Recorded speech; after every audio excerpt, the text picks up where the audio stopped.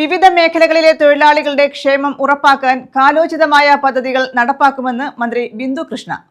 വരുമാനദായകമായ സംരംഭങ്ങൾ നടത്താൻ തൊഴിലാളികൾക്ക് സാമ്പത്തിക സഹായം നൽകും. തയ്യൽ വസ്ത്രനിർമ്മാണ മേഖലയിലെ സ്ത്രീ തൊഴിലാളികൾക്ക് കൂടുതൽ ആനുകൂല്യങ്ങൾ ലഭ്യമാക്കുമെന്നും മന്ത്രി പറഞ്ഞു. സംസ്ഥാന തയ്യൽ തൊഴിലാളി ക്ഷേമനിധി ബോർഡ് സൗജന്യ പഠനോപകരണ കിറ്റ് വിതരണത്തിന്റെ സംസ്ഥാനതല ഉദ്ഘാടനം കൊല്ലത്ത് നിർവഹിക്കുകയായിരുന്നു മന്ത്രി.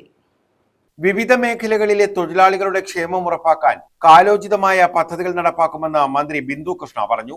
സംസ്ഥാന തയ്യൽ തൊഴിലാളി ക്ഷേമനിധി ബോർഡിന്റെ സൗജന്യ പഠനോപകരണ കിറ്റ് വിതരണത്തിന്റെ സംസ്ഥാനതല ഉദ്ഘാടനം കടപ്പാക്കടയിൽ നിർവഹിക്കുകയായിരുന്നു മന്ത്രി.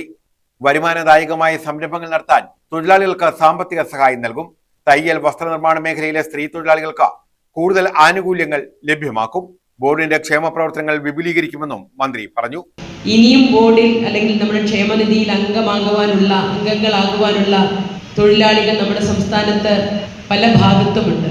മുഴുവൻ ആളുകളെയും ക്ഷേമനിധിയിൽ അംഗമാക്കിക്കൊണ്ട് അംശാദായം കൊടുക്കുന്നതടക്കമുള്ള കാര്യങ്ങളെക്കുറിച്ച് നിങ്ങൾക്ക് എല്ലാവർക്കും അറിയാവുന്ന പെൻഷൻ കൊടുക്കുകയും വിവാഹ ധനസഹായവും പ്രസവ ധനസഹായവും അതുപോലെ സ്കോളർഷിപ്പും ചികിത്സാ സഹായവും റിട്ടയർമെൻറ്റ് ആനുകൂല്യം മരണാനന്തര ധനസഹായം അങ്ങനെ വിവിധങ്ങളായ ആനുകൂല്യങ്ങൾ നമ്മുടെ ബോർഡിൽ നിന്ന് തൊഴിലാളികൾക്കായി നൽകുന്നുണ്ട്.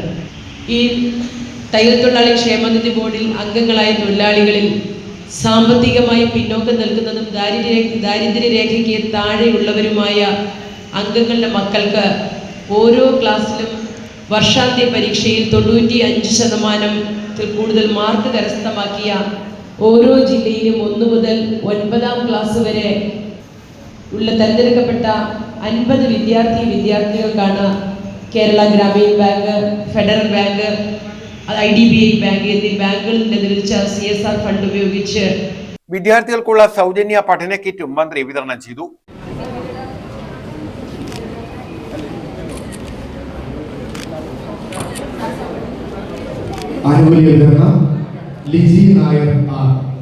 മതിയോ?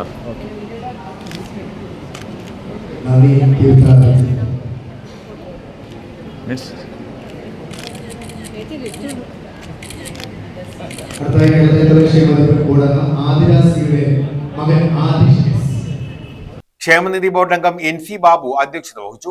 Additional labour commissioner Ranjith P Manohar, board അംഗം Elizabeth Azeezi, chief executive officer Sindhu KS, Kerala Gramin bank chief manager Seena Mol, federal bank branch manager Sreeraj, IDBI bank assistant manager Sajitha തുടങ്ങിയവർ പങ്കെടുത്തു. ന്യൂസ് ബ്യൂറോ, കൊല്ലം.